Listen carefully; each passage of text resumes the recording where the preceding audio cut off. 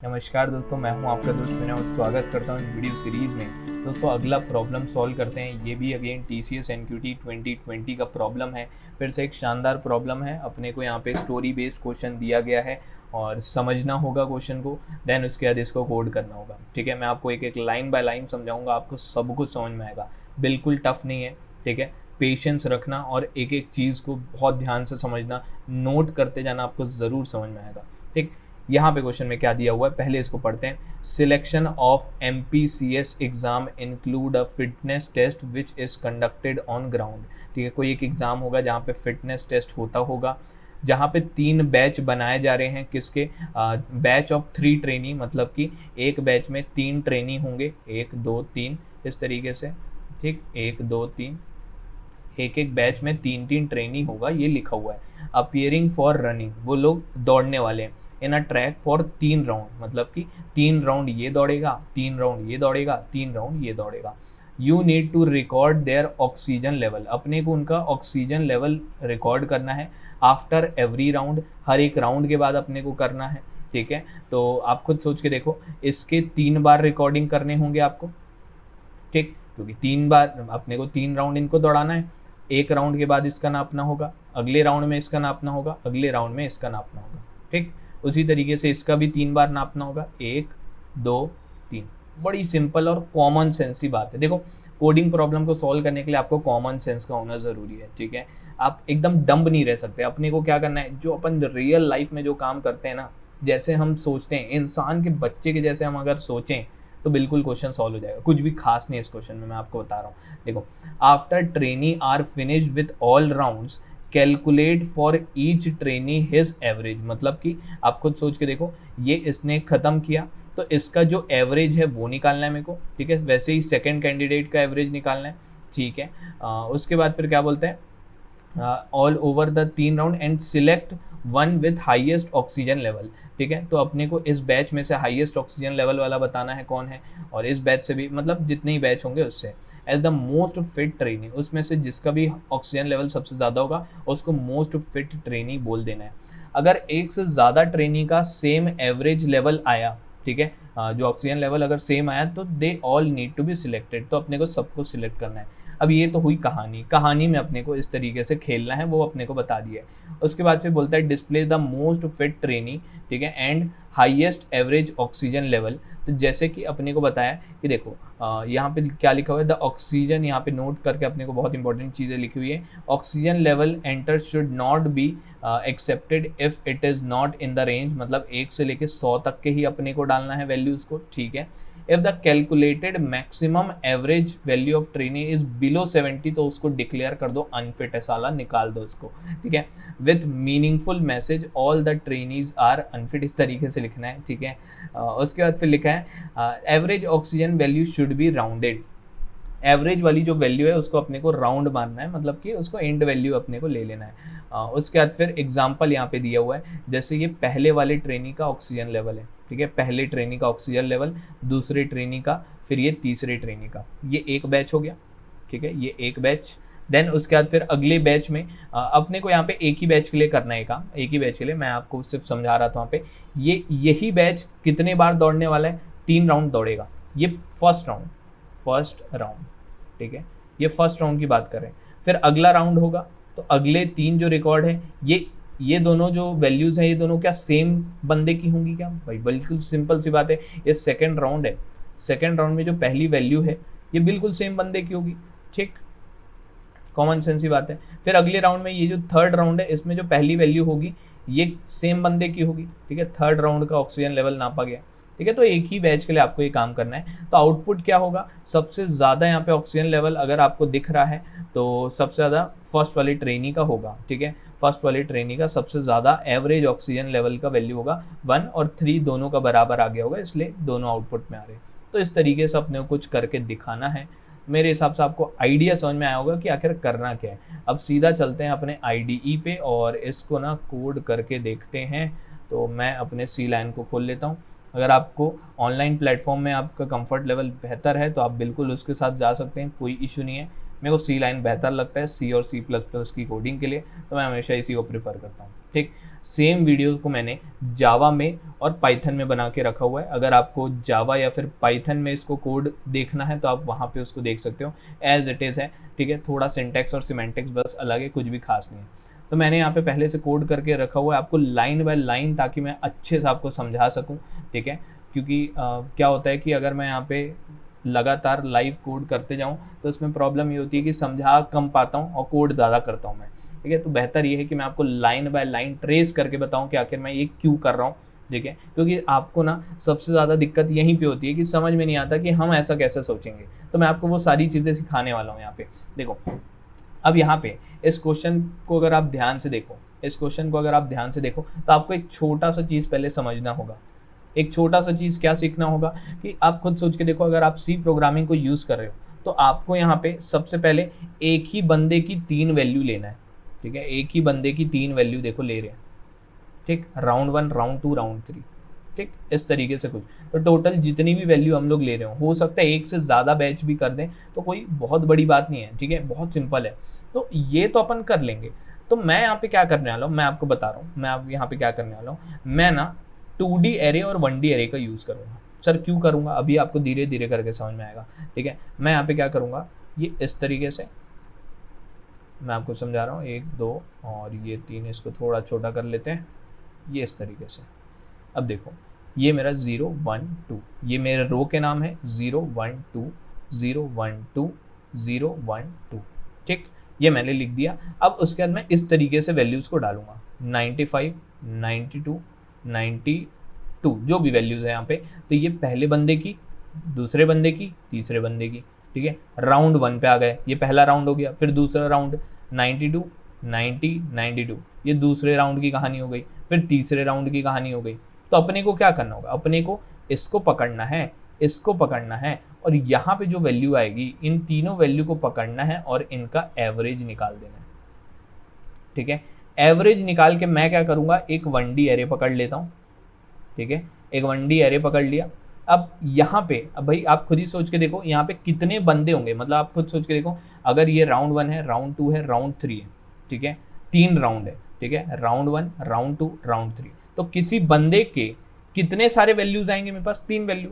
तो इसीलिए जितनी भी मेरे पास यहाँ पे जितनी भी रोज होंगी उतने का एक मैं एरे बनाऊंगा। ये मैं एरे बनाया, इस बंदे का जो भी एवरेज आया उसको पहले वाले डब्बे में डाल दूंगा, अगले बंदे का जो एवरेज आया उसको यहाँ पे डाल दूंगा, अगले बंदे का जो एवरेज आया उसको यहाँ पे डाल दूंगा। ठीक, कुछ भी खास नहीं है यहाँ पे। अब उसके बाद फिर मैं क्या करूँगा, उसके बाद फिर मैं इन तीनों में से जो भी होगा उसमें मैक्सिमम देखूंगा। तो मैं एक मैक्स नाम का डब्बा लूंगा, इन तीनों में से जो भी मैक्सिमम होगा उसको इसमें ट्रांसफर मार दूंगा। ठीक, तो अगर मैक्स और एवरेज जो है, मैक्स और एवरेज जो है अगर बराबर है, अपने को वहाँ पे एश्योर करना होगा कि ये तीनों में से मैक्सिमम इस डब्बे में आ गया है। अब उसके बाद फिर मैं देखूंगा अगर मैक्स और एवरेज जो है जिसमें भी बराबर है, उस केस में मैं उसको बता दूंगा कि ये फिट है।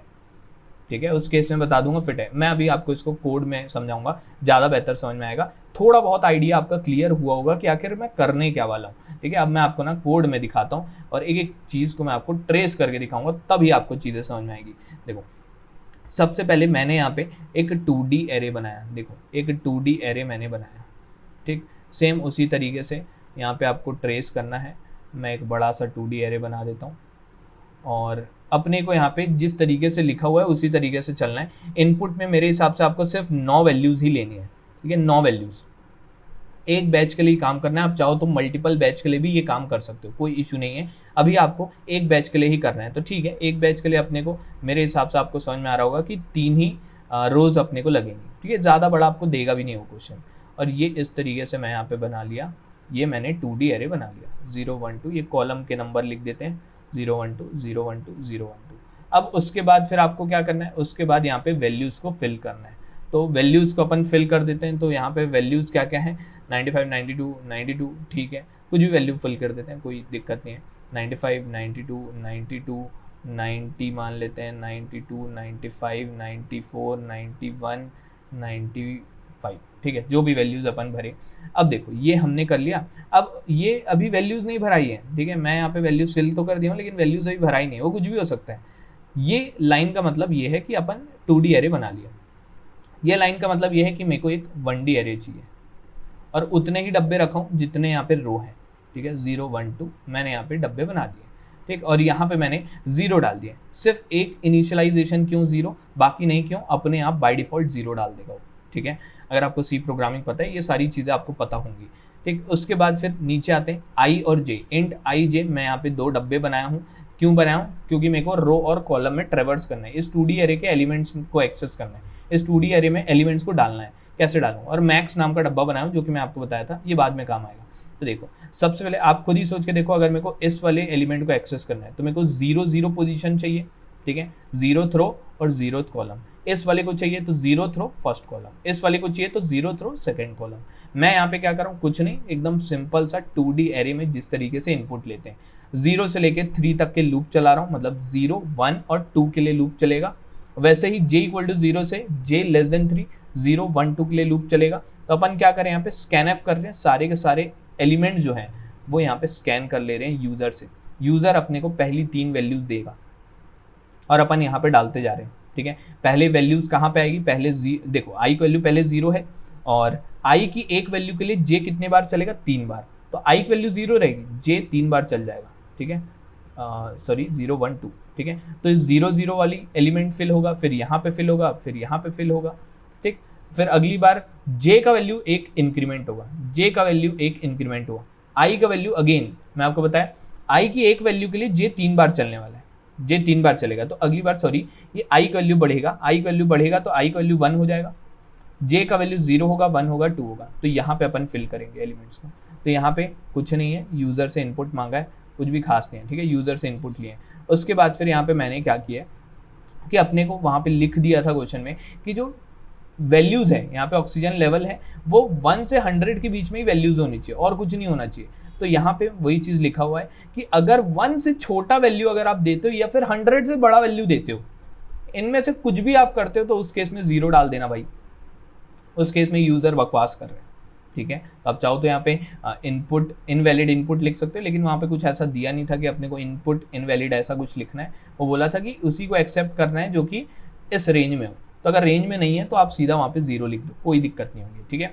तो मैं यहाँ पे 0 डाल दिया।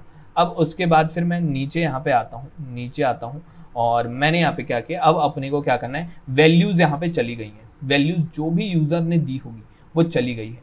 अब अपने को यहाँ पे काम अपना चालू करना है। तो ठीक है सर, काम अपना चालू करते हैं, क्या करना है वही करना है, एक एक करके एलिमेंट्स को पकड़ना है। ध्यान से देखना यहाँ पे क्या हो रहा है, आई का वैल्यू 0 है, जे का वैल्यू क्या है 0 है। एवरेज ऑफ, मैं इसको ए नाम का एरे मान लेता हूँ अभी के लिए, ये एवरेज ना बोल के ए बोल देता हूँ।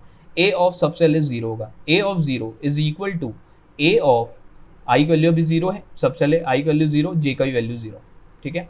तो प्लस ट्रेनी ऑफ मैं यहाँ पे लिखा हूँ जे और आई, जे पहले लिखा हूँ फिर आई लिखा हूँ। ऐसा क्यों लिखा हूँ अभी आपको समझ में आ जाएगा। देखो जे का वैल्यू अभी क्या है 0 है और आई का वैल्यू क्या है 0 है। अब a of 0 is what, a of 0 is what, अभी आप बताओ a ऑफ 0 क्या है, यहाँ पे 0 पड़ा हुआ है, ये 0 प्लस ट्रेनी ऑफ 0 0 जो भी यहाँ पे वैल्यू होगा 95, ये चला जाएगा 95 इस डब्बे में। अभी के लिए a ऑफ 0 में ये चला गया, ठीक, अभी के लिए यहाँ पे 95 चला गया। काम अभी खत्म नहीं हुआ है, अगली बार फिर से सेम काम करना है। j के लिए यहाँ वाला लूप चल रहा है तो i का वैल्यू अभी भी 0 रहेगा, j का वैल्यू 1 बढ़ जाएगा, ठीक है।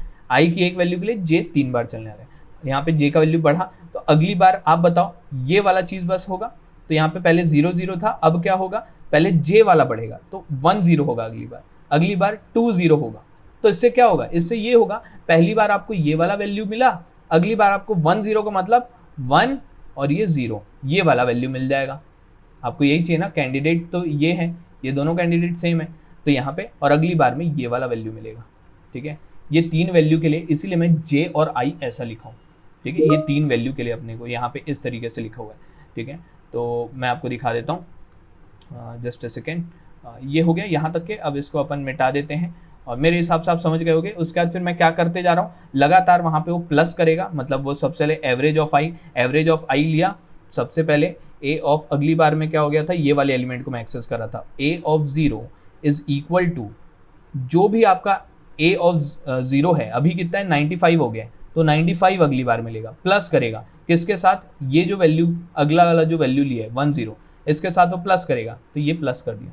अगली बार ये वाले एलिमेंट के पास आएगा तो इसको ही प्लस करेगा, तो ये a ऑफ 0 के अंदर चले जाएगा। अल्टीमेटली ये फाइनल वैल्यू जो टोटल वैल्यू है वो चला जाएगा इस वाले डब्बे के अंदर।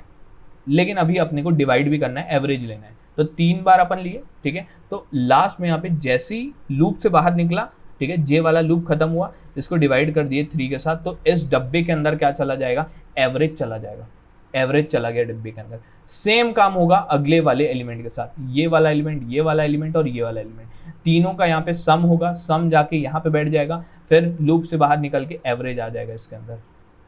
कुछ भी खास नहीं है, ठीक। उसके बाद फिर इसको अपन मिटा देते हैं, इसको अपन मिटा देते हैं। उसके बाद फिर क्या कर रहा है देख लेते हैं।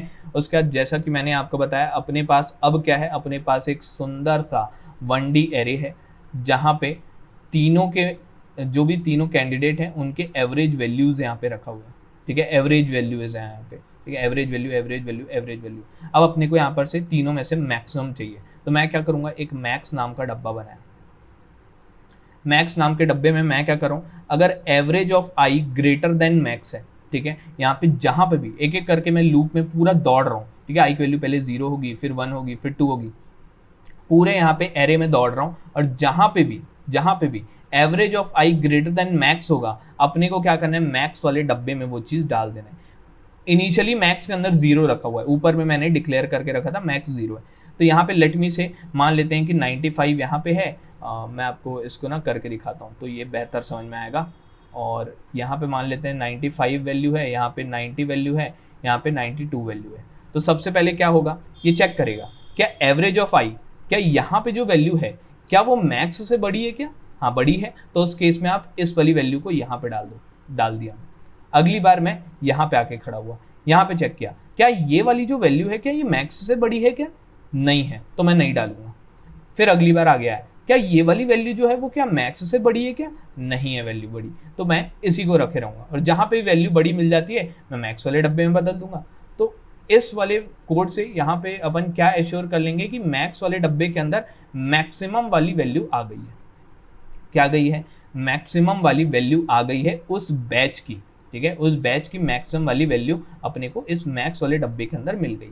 तो अगर यहाँ पे क्या होता है, फिर लास्ट में अपन लिख देते हैं, अपने को वही चीज़ बताना है कि अगर इसका जो मैक्सिमम वाला वैल्यू है और यहाँ पे हमारे पास जो एवरेज वाला 1D एरे है, अपने पास ये दोनों चीज़ें हैं, ठीक है, ये एवरेज वाला एरे, ठीक है, ये पहला एवरेज वैल्यू होगी यहाँ पे। तो यहाँ पे अगर ये जो मैक्स वाला जो है, मैक्स वाले डब्बे के अंदर जो भी चीज़ है वो अगर इससे इक्वल खाता है, ठीक है, ये दोनों अगर सेम है, जैसे ये 95 है, क्या 95 इक्वल टू 95 है, अगर है तो इसका मतलब ये मैक्स वाले डब्बे के अंदर क्या चीज़ होगा, जो एम्प्लॉय का सबसे ज़्यादा ऑक्सीजन रेट होगा, मतलब उसकी वैल्यू, ऑक्सीजन वैल्यू सबसे ज़्यादा होगी। तो अगर इसकी है तो मैं इसका नाम प्रिंट कर दूंगा, अगर इसका सबसे ज़्यादा है तो इसका नाम प्रिंट करना है, नहीं तो इसका अपने को नाम प्रिंट करना है। तो यहाँ पे वही नाम नहीं प्रिंट करना है, उसका ऑक्सीजन लेवल प्रिंट करना है। तो जहाँ पे मैच खा जाता है वो वाला, तो यहाँ पे वही है कि जहाँ पे भी average of i equal to max है, उस केस में ट्रेनी का जो नंबर है, जैसे 0 नंबर है, 1 नंबर है, 2 नंबर है, जो भी नंबर है उसको आपको प्रिंट कर देना है। तो यहाँ पे अगर आप 0, जैसे मान लेते हैं कि पहले वाले डब्बे में मैक्सिमम वाला था, मैच खा गया, मतलब ट्रेनी नंबर 0 जो है वो फिटेस्ट है, तो 0 बोलना थोड़ा ऑकवर्ड होता है, इसलिए अपन ट्रेनी नंबर 1 बोलेंगे, ठीक है। यूजुअली प्रोग्रामिंग दुनिया के बाहर अपन 1 2 3 4 गिनती 1 से चालू करते हैं, यहाँ पे अपन 0 से करते हैं, ठीक है। तो इसलिए 1 बनाने के लिए यहाँ पे i+1 को प्रिंट किया है। और अगर 70 से कम है एवरेज का वैल्यू तो लिख दो कि अनफिट है साला, ठीक है, अनफिट है, ट्रेनी इज अनफिट, बस, और कुछ भी नहीं है इस कोड के अंदर। रिटर्न 0 लास्ट में लिखा हुआ है, और जिससे अपने को पता चले प्रोग्राम सक्सेसफुली टर्मिनेट हो जाए। अब इसको एक बार रन करके देख लेते हैं और यही इनपुट को लेते हैं और इसी को रन करके देखते हैं। तो क्या है 95, 92, 95, तो अपन ना अपने को यहाँ पे डालना पड़ेगा देख देख के। तो ठीक है, रन मैंने किया इसको, 9 वैल्यूज़ अपने को डालनी है, ठीक है, डालते हैं। और यहाँ पे 95, देन 92, देन क्या क्या था भाई वैल्यू, 95, 92, 95, 95, देन वैल्यूज़ क्या है भाई बता दो, 92, 90, 92, 92 90 92, पता नहीं वैल्यूज़ अगर आगे पीछे हो गई तो 90 92 90 90 92 देन 90, एंटर दबाया, ट्रेनी 1 ट्रेनी 3, एग्जैक्टली वही जो अपने को चाहिए था। मेरे हिसाब से आपको आइडिया समझ में आया होगा किस तरीके से अपने को सॉल्व करना है प्रॉब्लम्स को। प्रॉब्लम में बहुत ज़्यादा कुछ दम नहीं था, लेकिन हम इसको दमदार बना देते अगर अपने को 2D एरे और एरे का कंसेप्ट नहीं पता होता। ठीक है, यहाँ पे मल्टीपल कॉन्सेप्ट्स लग रहे हैं इस क्वेश्चन में, जैसे 2D एरे आपको आना चाहिए, 1D एरे आपको आना चाहिए, साथ ही साथ मैक्सिमम कैसे निकालते हैं एरे में से वो आना चाहिए, साथ ही साथ आपकी बेसिक नॉलेज कि किस तरीके से इनपुट लेते हैं 2D एरे में 1D एरे में, ये सारी चीज़ें यहाँ पे टेस्ट हो रही हैं। तो एक बहुत ही शानदार क्वेश्चन था। अगर आप सी में कंफर्टेबल हो तो आप बिल्कुल सी वाला वीडियो, ये वाला आपको समझ में आ गया होगा। अगर आपको सेम क्वेश्चन को जावा में कोडिंग देखनी है तो आप जावा में उसका मेरा एक्सप्लेनेशन देख सकते हो। सेम क्वेश्चन को मैंने पाइथन में भी बता के रखा हुआ है। ठीक, मेरे हिसाब से आपको आइडिया समझ में आया होगा। लाइक करना मत भूलना और शेयर ज़रूर कर देना। अगले वीडियो में मिलते हैं। Thank you.